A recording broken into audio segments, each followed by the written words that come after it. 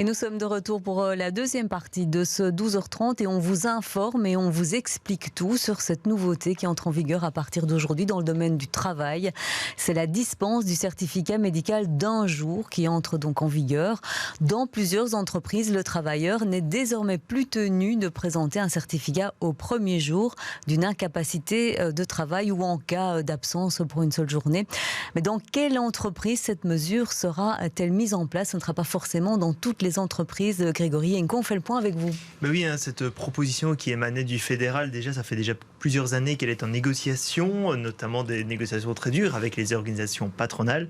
L'objectif du fédéral était que tous les travailleurs puissent être dispensés de présenter donc un certificat médical au premier jour d'une incapacité de travail ou en cas d'absence d'un jour, et cela au maximum 3 fois par an. Cela pour diminuer la charge en fait des médecins généralistes.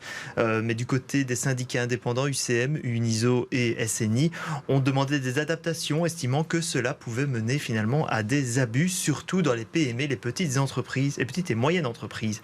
La décision a donc été prise que les entreprises de plus de 50 employés doivent mettre en place cette mesure, et pour les entreprises de moins de 50 employés au 1er janvier 2022, elles ne sont pas obligées, mais elles peuvent mettre en place cette mesure via une convention collective ou via le règlement de travail.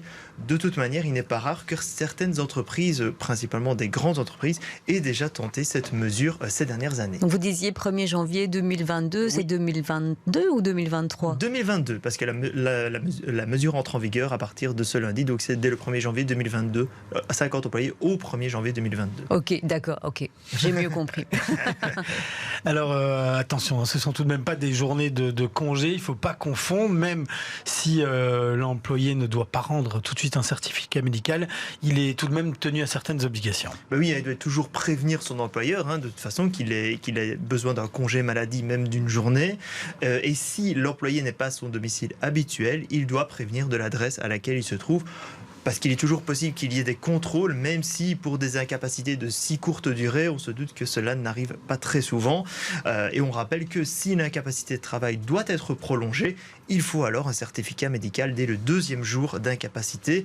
Alors actuellement, le SPF Emploi estime que plus ou moins 1,9 million d'employés belges sont concernés par cette exemption, et cela pourrait encore s'agrandir vu que les PME peuvent également profiter en cas de négociation de cette mesure. Merci Grégory Henco pour ces explications détaillées qu'on peut lire aussi sur notre site internet bx1.be.